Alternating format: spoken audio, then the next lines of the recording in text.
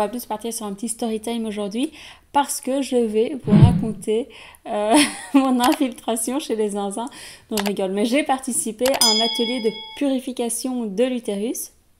Vous avez bien entendu, mais je répète au cas où, un atelier de purification de l'utérus.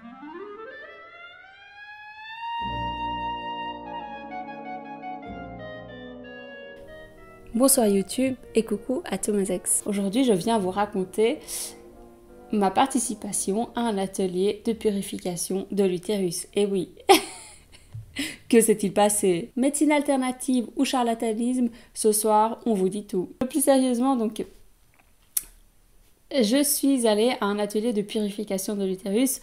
Pourquoi, me diriez-vous? Eh bien, tout simplement par curiosité intellectuelle et puis aussi un peu par, entre guillemets, espionnage industriel. J'aime bien encore découvrir des nouvelles pratiques, des nouveaux trucs un peu à la mode qui se font en ce moment et voir s'il n'y aurait pas des choses bonnes à prendre là-dedans pour pouvoir moi après me les réapproprier et les retransmettre dans ma pratique. Bon, le fait est que cette fois-ci, je n'ai vraiment pas trouvé grand-chose d'intéressant. Alors attention, moi je crois quand même à certains types de soins de bien-être un petit peu parallèles, enfin principalement à la médecine énergétique en fait. Voilà.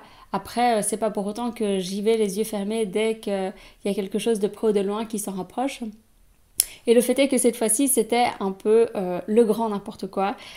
Et j'ai été même, je pense, un peu une pigeonne du marketing parce que c'était une publicité qui revenait souvent dans mon feed Instagram. Je vais vous raconter comment ils m'ont eu. Mais bon, au final, ça va, j'ai dépensé que 30 € en tout.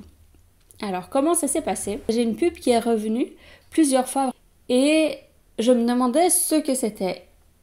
Certaines de mes clientes m'avaient déjà parlé d'ateliers de purification de l'utérus, que ça leur avait fait beaucoup de bien. Donc bon, tant mieux. Moi je pense aussi à l'effet entre guillemets placebo et au fait qu'on a un certain pouvoir sur notre propre corps et encore plus sur les problèmes d'ordre entre guillemets physiologique, c'est-à-dire les choses qui sont dues au stress, à des traumas.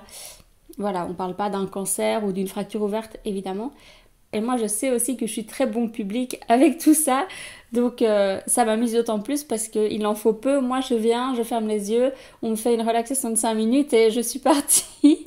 Je vois tout ce que vous voulez, j'entends tout ce que vous voulez. Voilà. Donc, j'ai cette pub qui revenait beaucoup dans mon feed. Et en plus, ce qui faisait de l'effet... Enfin, ce qui m'intriguait, c'était que la personne qui l'organisait avait un côté très charismatique. C'était une femme avec un turban, qui avait un nom du style... enfin, non, qui s'appelait Jazabel ou Zanabel. Enfin, j'ai toujours pas compris jusqu'à aujourd'hui, vraiment. Donc, il y avait un côté très, très folklorique à tout ça, qui, j'avoue, m'intriguait. Donc, j'ai fini par me dire, allez, vas-y, c'est bon, l'atelier coûte 20 €, inscris-toi et tu verras bien. Donc, je m'inscris. Je commence déjà à recevoir beaucoup de mails un petit peu en pagaille, dont un qui disait, voilà, alors le jour J, venez habillé en blanc, amenez des photos de vos proches, prenez de l'eau. Je vois qu'en dans les 20 €, enfin dans l'event qui est prévu, il y a deux parties. La première partie, c'est entre guillemets offert avec une lecture de mon aura. Et puis après, une... purification de l'utérus avec peut-être même un diagnostic. Tu vois une fois la pub, mais en fait après ça il y a plein de mails, on n'arrête pas de te dire on va faire ça, on va faire ça, on va faire ça. Et tu sais, le lendemain il y a ça aussi. Et en fait ça part très rapidement dans une confusion, une cacophonie de propositions. Donc je reçois tous ces mails. Alors je finis par être contactée sur WhatsApp. Et enfin voilà, ça commence à prendre déjà beaucoup de place. Quelqu'un m'appelle par téléphone. Et déjà, j'entends dès les premiers appels que ça va être un peu barré avec une fille qui me dit « Ah bonjour ma chérie, comment vas-tu? Oh, tu as une si belle voix !» Ce genre de truc. Bon, ben, je vous dis, moi je me laisse porter. Et alors elle m'explique que c'est super, j'ai droit à poser une question. Je l'envoie par écrit sur WhatsApp et elle, je ne sais pas qui, y réfléchissent et elles me répondent après lors d'un appel visio. Je dis très bien, mais est-ce que la question que je vous pose doit être d'une manière ou d'une autre reliée, enfin concernée par mon utérus ou pas, ou je peux vraiment vous demander n'importe quoi. Elle me dit non, non, vraiment, tu peux poser tout ce que tu veux comme question. Donc je dis très bien. Et du coup, moi, ma question, elle était relative à mon business. En gros, c'était comment avoir plus de clientes, un truc du genre, quoi, comment faire, comment booster mon projet. Et donc, j'envoie ma question. Et là, déjà, le premier appel, il est un peu lunaire parce que je suis en visio avec une meuf, on dirait qu'elle a mis le téléphone à ça de son visage. Et elle fait... Vraiment, elle faisait un très grand sourire, mais on aurait dit que si juste on élargissait le champ, qu'il y avait quelqu'un avec un flingue qui lui disait genre vas-y, parle du bonheur. C'est assez bizarre. Et donc là, ça démarre, quoi. Elle me dit, waouh, tu as une si belle voix, et tu es encore plus belle en vrai. Oh, je sens que tu as une âme vieille et pleine de sagesse. Oh, enfin, voilà, on y va, quoi. Et donc, d'abord, on parle un petit peu, et elle me donne absolument aucun conseil valable par rapport à mon business ou ma manière de faire les choses. Évidemment, je m'attends pas à un conseil précis du style, ah oui, tes newsletters, non, pas du tout, mais plutôt... peut-être quelque chose dans ma posture, dans ma manière d'aborder mes sujets, enfin voilà, quelque chose de plus introspectif. Pas du tout. Et puis on démarre dans une méditation guidée. Et là, franchement, je pense que j'avais vraiment l'impression d'avoir fumé un joint parce que c'est parti dans des trucs où elle me disait et alors, je vois en toi des animaux venus d'une autre planète, et des planètes qui sont très très loin, des animaux qui ne sont même pas humains. Ok, et ça dure pendant 5 minutes, 10 minutes, et je vois toutes les couleurs, et je vois tout l'univers. Alors je vous dis, moi ça m'a fait, en gros ça m'a fait planer. Ça m'a plus fait planer que méditer, j'ai envie de dire. Voilà, on fait ce premier appel qui déjà était lunaire. Et alors, oui, la femme qui me parlait comme ça, qui était assise de son téléphone, elle parlait en anglais. Et il y avait une fille qui était à côté, plus loin, qui traduisait tout en français. Donc, c'était pas du tout fluide, c'était pas du tout... ça n'aidait pas à se détendre. Après ça, moi, j'étais... je vous dis, je planais. Alors... je reçois un mail qui dit « Ah, ben tu as de la chance, tu peux assister au webinaire gratuit de Jazabel, sans rire. Moi qui fais aussi des webinaires, je sais très bien que tous les webinaires sont gratuits, enfin à moins d'être, je sais pas moi, Thomas Pesquet ou je sais pas qui. Enfin bref, oui, la plupart des webinaires sont gratuits. Donc je me chauffe, je me dis « Bon allez, je suis sur ma lancée, ce sera ma soirée Jazabel. » Je regarde son webinaire. Et son webinaire, il y a une très longue intro qui de nouveau était complètement perchée où plein de choses sont dites. Et alors en fait là je comprends qu'elle est montrée, qu'elle est présentée un peu comme un gourou clairement. On dit, bon, on l'a montré avec des enfants malades, avec des enfants pauvres, avec des femmes battues, avec des SDF, avec des chiens errants, enfin. Et à un moment, on entend une voix off qui dit « Oui, et tous les médecins, tous les scientifiques se demandent encore aujourd'hui comment est-ce que ça se fait que l'ADN ou le sang de Jazabel est si jeune. Elle a l'ADN d'un enfant, enfin d'une jeune femme de 20 ans alors qu'elle en a 40, enfin une espèce de délire comme ça. » Et on voit la fameuse Jazabel qui marche et qui va chez des scientifiques qui lui font des prises de sang. Et qui regarde les échantillons. Puis le webinaire démarre et là elle parle de tout un truc, d'un truc de planète, de la lune noire, et de nouveau c'était traduit en français en décalage, donc j'avoue j'ai rien compris, j'ai un peu perdu patience, j'ai juste arrêté et je suis partie dormir. Passé ce webinaire approximatif, quelques jours passent et je me rends à ce fameux atelier. Alors bon, déjà le point de rendez-vous, pour ceux qui ne sont pas bruxellois ça ne vous dit rien, pour ceux qui sont bruxellois ça vous dit un peu quelque chose. Le point de rendez-vous c'était dans Matongué. Matongué c'est vraiment comme Château d'Eau à Paris, c'est le quartier africain, c'est le quartier noir. C'est pas le quartier où spécialement en tant que jeune fille on arrive prête à se rendre hyper vulnérable pour faire un atelier de purification du périnée. Sans jugement aucun, hein, mais voilà, c'est pas le quartier le plus safe, le plus sécure de Bruxelles. J'arrive au point de rendez-vous et là il y a plusieurs filles, vraiment toutes sortes de profils, et il y a 2 Allemandes qui gèrent un peu le groupe et je vois que ça commence un peu à stagner, on ne sait pas trop ce qu'on fait, où va-t-on. Et là, quelques personnes commencent à demander, bon bah alors, est-ce qu'on se rendrait pas déjà dans la salle où a lieu l'atelier? Et alors, une des deux femmes dit, oh bah vous savez, c'est pas la peine de se dépêcher parce qu'en réalité, comme c'est un travail énergétique, Jezabel a déjà commencé le travail. Et en fait, qu'on soit ici ou dans la salle, vous comprenez, ça ne change rien. Mon œil, ça c'est franchement, ça c'est facile. Tu sens la carotte arriver quoi. Donc on finit par se mouvoir et aller dans la salle de l'atelier. Et alors la salle où a lieu l'atelier, c'était une salle où normalement il y a des ateliers, il y a des cours de capoeira et je pense d'autres arts martiaux. Donc c'est déjà pas vraiment, c'est pas une salle de yoga quoi. Au moment de rentrer dans la salle une par une, où on doit se faire enregistrer, la jeune fille qui nous accueille, elle est habillée avec une longue robe comme une gitane, elle a des longs cheveux bouclés. Bon, elle était très belle, cela dit. Mais bon, voilà, elle avait l'air aussi bien barrée. Et alors, au moment où je dois rentrer, enfin voilà, je lui dis bonjour. Elle me dit « Ah, bonjour, belle âme, bienvenue. Ah, je suis si heureuse de te voir. » Genre... Bonjour mes beautés. Bonjour mes précieuses, mes délicieuses. Je ne peux pas m'adresser à vous autrement, car vous êtes très chères à mon cœur. Oh quoi? Trop bizarre. Trop bizarre et quand bien même... Enfin c'est très gentil mais c'est clairement surestimé mon niveau de sympathie à moi.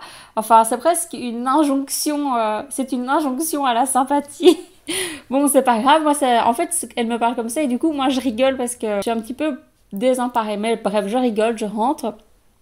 Et là, je vois qu'elles sont pas prêtes du tout et on nous amène un grand plat où il y a plein de biscuits, style des biscuits premier prix Lidl. Bon, ok. Du thé dans des... Pareil, du thé premier prix dans des grosses bouilloires. Vous voyez, les bouilloires, les gros thermos, là. Là, je sens qu'on est parti pour attendre. Y a une femme à un moment qui vient et qui me demande de faire la traduction pour elle. Elle parle en anglais, je devais expliquer aux autres filles, bon ben voilà, vous devez attendre. En fait non, vous pouvez rentrer, en fait vous pouvez payer. On finit par tout entrer dans la salle où il y a les matelas de yoga. Et de nouveau dans cette salle, pareil, rien n'est prêt. Il y en a une qui essaye d'installer le projecteur, une autre qui accroche des petites feuilles A4 où on voit rien parce que imprimer un A4 avec des photos comme ça dans une grande salle, ça n'a aucun intérêt. Voilà. Alors, on finit par démarrer ce fameux atelier. Bon, déjà, la première partie avec la lecture de Laura, ça n'existait pas. La seule première partie que j'ai vécue, c'est celle où on me prend dans un coin isolé et on me demande de payer avant de me donner ce bracelet qui n'est qu'un petit bout de laine. D'ailleurs que j'ai gardé pour faire cette vidéo mais qu'il faudrait que j'enlève parce que je suis sûre que ça doit encore avoir une incidence énergétique. Bref, donc l'atelier finit par enfin démarrer après je pense 45 minutes de retard. Hein. Et alors là le premier exercice c'était vraiment comme un exercice de théâtre d'improvisation où en gros on doit tous marcher dans la salle et se dire des choses les unes aux autres, se mettre les mains paume contre paume et se souhaiter quelque chose de positif. Et là, j'ai eu une interaction avec une femme qui m'a vraiment énervée, où on mène nos mains l'une contre l'autre, et alors, elle me dit, elle me regarde dans le blanc des yeux, elle me dit « Regarde-moi, ouvre-toi !» Déjà, ça m'énerve et ça me met mal à l'aise. Ensuite, elle continue comme ça de me regarder intensément et de me dire « Je te vois comme une petite fille, avec 2 couettes. » Ok, et puis elle dit moi je suis très sensible aux énergies et je sens dans mes mains ça picote. D'accord, et puis elle me dit ne t'inquiète pas, tu sais, il y a encore plein de bonnes choses à venir dans ta vie, tout le mauvais est derrière toi. Alors là je réponds et je dis oh tu sais, j'ai pas besoin qu'il y ait que du positif qui m'arrive, la vie c'est du positif et du négatif et j'accepte et j'accueille les deux, voilà. Et alors elle me regarde d'un air un peu moqueur et elle me dit est-ce que tu travailles déjà? Alors je la regarde et je réponds ah tu sais j'en ai probablement pas l'air mais j'ai 30 ans. Et alors là elle rigole et dit non c'est pas ce que je voulais dire mais voilà je te sens vraiment comme un petit enfant. Et bref je sais plus vraiment comment se termine la conversation mais je sens qu'elle veut plus rester avec moi alors que normalement on est censé rester main paume contre paume et se dire des gentillesses. et elle enlève ses mains, elle me dit en tout cas, bonne continuation, bonne chance dans la vie, namasté, et elle s'en va. Bon, typiquement, c'est le genre de choses qui m'énerve parce que quand on est réellement sensible aux énergies, on ne dit pas ce genre de choses. On n'est pas intrusif avec les gens et on apprend à faire la différence entre nos projections et les vrais potentiels messages qu'on peut recevoir. Ça m'a fortement énervée. Bref, tout continue, on fait des petites danses, enfin voilà, c'est facile, hein, on fait des petites danses, on parle des éléments. Et là, je me suis dit, ok, à quel moment la grande chamane, prêtresse, gourou va entrer? Je me suis dit, à mon avis, ils vont nous faire une mise en scène, nous on va fermer les yeux et quand on va ouvrir les yeux, elle sera là. Et c'est ce qui s'est passé. Donc on était tout en train de fermer les yeux, on a ouvert les yeux et tout d'un coup elle était là et elle avait une tenue un peu comme dans un mariage marocain avec vraiment un long voile rouge avec plein de brillants, une robe rouge avec plein de broderies, de dorures sur le col et un grand tambour, soi-disant un tambour chamanique avec une peinture dessus. Ah, et alors, elle commence à faire son speech et puis elle nous dit oui, je ne pourrai taper qu'une seule fois sur le tambour parce que c'est un tambour magique. Tu crois pas celle-là? Le moment où elle décide de taper sur son tambour, évidemment, il y a un téléphone qui sonne, il y en a une autre qui traduit ce qu'elle dit en français, il y en a une autre qui traduit ce qu'elle dit en néerlandais. Puis elles viennent, elles se mettent autour de nous, on était en grand cercle, et la fameuse prêtresse, puis toutes ses collègues, elle appelle ça ses anges, bref, ses amis étaient avec elle et nous on était en cercle, on devait mettre nos mains comme ça et alors elle nous donnait de leur bonne énergie, elle nous regardait chacune à notre tour dans le blanc des yeux pour nous dire un truc. Et puis voilà, toutes sortes d'activités comme ça qui mangent pas de pain, hein. À un moment, on fait cette fameuse soi-disant purification de l'utérus, mais avant elle voulait toutes nous prendre en photo en nous disant, vous savez, très souvent après un atelier pareil, les femmes n'ont plus le même visage, tu parles. Et c'était vraiment bas de gamme de l'auto-hypnose, de la visualisation, de la relaxation, où en gros, oui, mettez vos mains, à chaque inspiration du positif entre, à chaque expiration du négatif ressort. C'est comme s'il suffisait de le dire pour que ça existe. Vous voyez, genre, ah oui, vous mettez votre main sur votre utérus et alors vous pensez au mot purification et ça va purifier votre utérus. Mais non, c'est pas comme ça. Enfin, ok, le pouvoir de l'intention, c'est un peu quoi. Parce que pour des gens qui sont pas câblés, qui savent même pas à quoi ressemble leur utérus, enfin à quoi ressemble un utérus, enfin voilà, c'est de l'arnaque quoi, c'est de l'esbrouf, c'est trop facile. Alors que dans un travail énergétique, ben, le praticien va venir poser ses mains à une certaine distance et c'est pas à vous de faire tout le travail. Non, non, non. Ensuite, comme ça, elle dit oui, maintenant je sens que les anges en ont désigné une parmi vous qui a grand besoin d'aide, qui a grand besoin de se faire soigner. Moi dans ma tête j'étais là, oh s'il vous plaît, faites que ça ne soit pas moi. Et elle choisit, bon ben malheureusement, la femme qui avait le physique le plus bizarre de tout le groupe, qui avait peut-être des problèmes de peau, peut-être le genre de personne qui n'a pas envie d'être voilà, montrée du doigt et mise au milieu de tout le monde, même dans un cadre bienveillant, en surpoids en plus. Et je dis ça, c'est pas une attaque aucunement, mais c'est simplement, on n'a pas toujours envie, quand on est en douleur, en difficulté avec sa propre image, on n'a pas forcément envie, voilà, d'être choisi et d'être et qu'on dise ah oui, toi tu as un gros problème, viens devant tout le monde.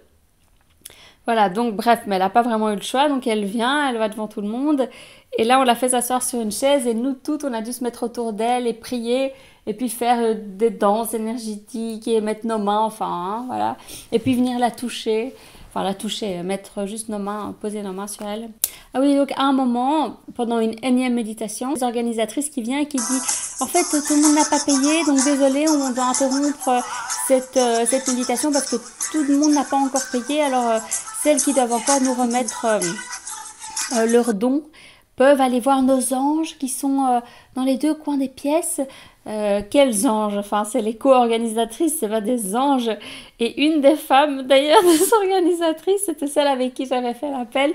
Tout d'un coup, je sais pas pour quelle raison, elle portait un chapeau, comme un chapeau de David Crockett. Alors, c'était probablement un chapeau chamanique. Je vous avoue que c'était quand même... Enfin, moi, ça m'a fait rire. Et alors, quand j'ai cru qu'on avait fait toutes les activités et les trucs les plus absurdes, à la fin, je sais plus vraiment vous expliquer pourquoi. La fameuse Jezabel nous demande à chacune de prendre une feuille et un bic et de dessiner une fleur. Elle est assise sur une chaise et nous on est toutes assises à ses pieds autour d'elle et on doit lui montrer notre dessin de fleur. Donc on lui montre tout notre dessin de fleurs et alors après elle nous demande, et elle est pas bête, hein, elle nous demande de lui envoyer notre beau dessin de fleurs sur WhatsApp ou sur Telegram et là c'est elle qui sort un papier avec son numéro de téléphone, un QR code pour qu'on la rejoigne en fait sur WhatsApp et Telegram et qu'elle ait tous nos contacts et qu'elle puisse encore nous contacter en fait après ça quoi. Et je pense que c'est à peu près la dernière activité absurde de cet événement. Après ça, donc, Jezabel reste, on pouvait lui poser des questions. Et là, celle avec son chapeau de David Crockett, elle vient me dire « Oh, surtout si tu peux rester, après, n'hésite pas, reste parce que Jezabel a un message pour toi. » Et moi, je me dis « Bon, ben, très bien, si la grande prêtresse veut me dire un mot, je peux patienter. » Donc, j'attends. Et puis je trouve que cette attente commence à être longue et je vois qu'elle n'a pas l'air de comprendre pourquoi j'attends à côté d'elle. Et quand sa traductrice arrive, parce qu'évidemment elle ne parle pas français, sa traductrice me dit en gros « Qu'est-ce que tu veux ?» Alors là j'explique et je dis « Bah en fait c'est votre collègue, votre ange avec le chapeau de David Crockett qui a dit que vous vouliez me parler. » Et après, je dis oui, je me doute que elle a dit ça, votre amie a dit ça parce que je suis moi-même dans les soins, je m'occupe des femmes, des couples, des hommes également, je les accompagne dans leur sexualité, leur épanouissement intime. Voilà, donc je pense que ça pouvait être intéressant qu'on s'entretienne. Elle me dit, ah, eh bien, tu penses que tu vas aider les gens d'une certaine manière, mais en fait, tu vas les aider d'une autre manière. Et là, je dis d'accord, très bien. Et je demande à la traductrice, je dis, mais concrètement, qu'est-ce que ça veut dire? Ça se traduit comment, ça? Et alors là, je vois que Jezabel, elle est un petit peu agacée. Et en fait, elle me répond, eh bien, si tu veux savoir, je t'invite à venir à la suite de mes activités, de mes ateliers. Et en fait, il y avait, moi j'étais allée un jeudi, mais il y en avait le vendredi, le samedi et le dimanche. Évidemment, ils étaient tous payants. Là, j'ai payé 30 €, mais ils étaient tous plus chers. Ils étaient genre à 50, 70, 40. Oui, mais en fait, non, on en a pour 200 €, voire plus, avec, parce qu'il y a ce que coûte l'activité. Je pense qu'à chaque fois, elle demande un don de minimum 10 €. Donc... non, clairement, je ne comptais pas venir. Et elle dit, ah, c'est dommage, hein, tu ne vas pas venir, tu devrais vraiment venir pour, en gros, en savoir plus. J'étais là, ouais, bon, enfin, merci, mais non merci, quoi. D'ailleurs, petit détail, mais quand même important, je pense, à expliquer, c'est qu'elles ont dit elles-mêmes qu'elles n'étaient pas, en fait, qu'elles n'avaient pas de maison, En fait, elles sont itinérantes, mais vraiment comme des romanichels, et elles vivent des dons. Alors, ce que je comprends pas, c'est qu'elles disent, oui... et merci, l'univers vous remercie pour vos dons parce que cet argent va aller aux enfants malades, aux chiens errants et aux femmes battues.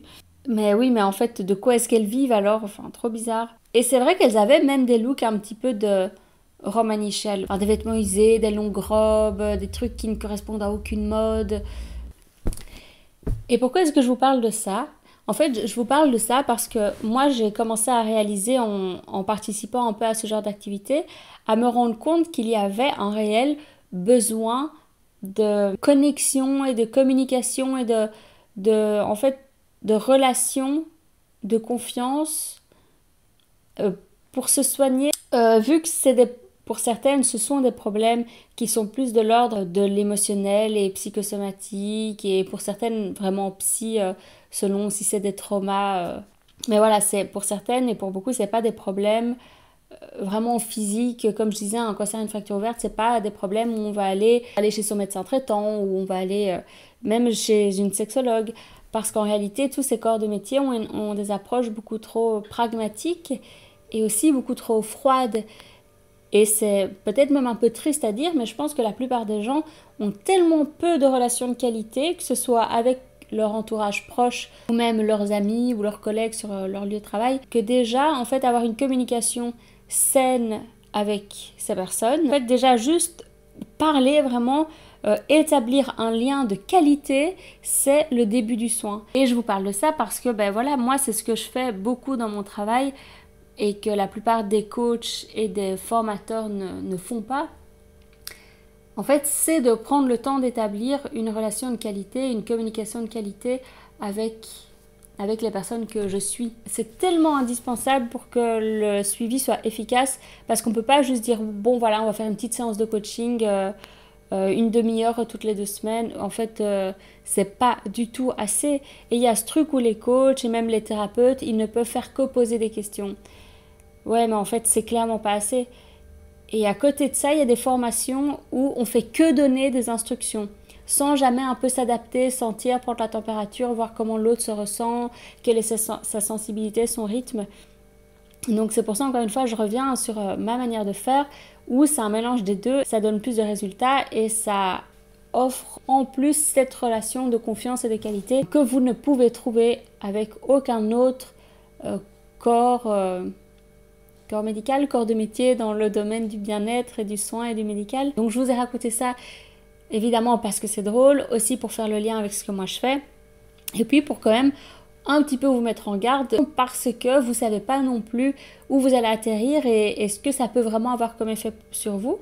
Parce que moi je me suis sentie même un petit peu bizarre les 2 lendemains, une fois après la méditation, une fois après l'atelier, parce que vous ne savez pas non plus quelles intentions ces gens-là mettent dans ce qu'ils font, quand ils viennent, qui vous touchent, ou qui vous font juste des manipulations, mais vous les côtoyez, et même toutes ces femmes qui étaient là, on se prend tous dans les bras. Enfin voilà, il y a un moment, faut faire attention avec qui on se mélange et avec qui on passe son temps, et qui nous souhaite des choses, et qui nous regarde dans le blanc des yeux. Enfin bon, voilà, des fois...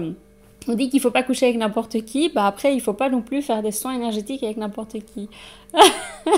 Voilà, et il y en a peut-être un qui parfois est plus dangereux que l'autre, hein. Je dis ça, je dis rien. Bref, voilà, je pense que j'ai fini mon histoire. N'oubliez pas de commenter, de liker, de partager, c'est important pour le référencement. Ah oui, et je tiens à vous dire que le premier appel est toujours gratuit. Cet appel, c'est pas un coaching offert évidemment, c'est plutôt l'occasion de découvrir comment je travaille, comment je peux vous aider, et puis de voir si vous vous sentez suffisamment à l'aise avec moi. Voilà, bisous YouTube et bisous à tous mes ex.